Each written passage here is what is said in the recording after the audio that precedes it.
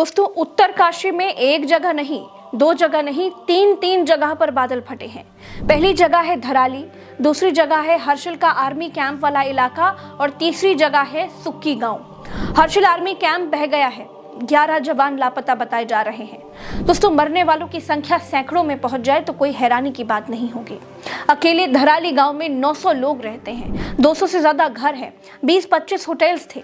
सिर्फ 100 से 125 लोग रेस्क्यू किए गए हैं। बाकी के लोग कहां गए, 20-25 होटलों में कितने पर्यटक थे, उसकी कोई गिनती ही नहीं है, क्योंकि होटल्स और होटल्स के सारे रिकॉर्ड सब कुछ मलबे में बह गया।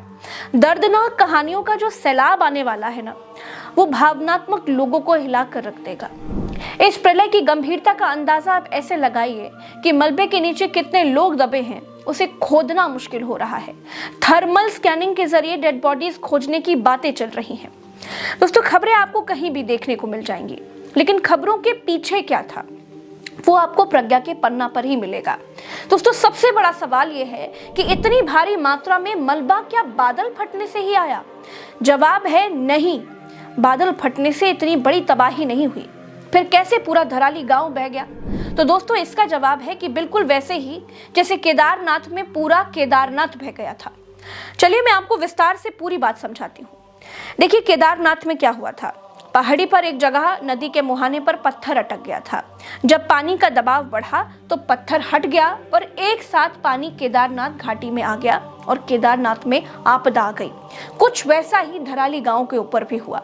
दोस्तों, धराली गांव हिमालय की दरार पर बसा हुआ है और पिछले 10 साल से नदी में फंसा हुआ एक बड़ा पत्थर हटने की कोशिश कर रहा था। धराली गांव में 1864, 2013 और 2014 में भी पहाड़ पर बादल फटे थे। इससे खीर नाले ने तबाही मचाई थी। भूगर्भ वैज्ञानिकों ने तीनों ही आपदाओं के बाद धराली गांव को कहीं और बसाने की सलाह राज्य सरकारों को दे दी थी और ये भी बताया था कि आपदा के लिहाज से धराली टाइम बम पर बैठा हुआ है। लेकिन उत्तराखंड की सरकार हिंदू मुसलमान की राजनीति में मस्त रही, इसे शिफ्ट नहीं किया गया। दोस्तों, वरिष्ठ भूगर्भ वैज्ञानिक प्रोफेसर SP सती बताते हैं, धराली ट्रांस हिमालय यानी 4000 मीटर ऊपर मौजूद मेन सेंट्रल थ्रस्ट में है। ये एक दरार होती है जो मुख्य हिमालय को ट्रांस हिमालय से जोड़ती है।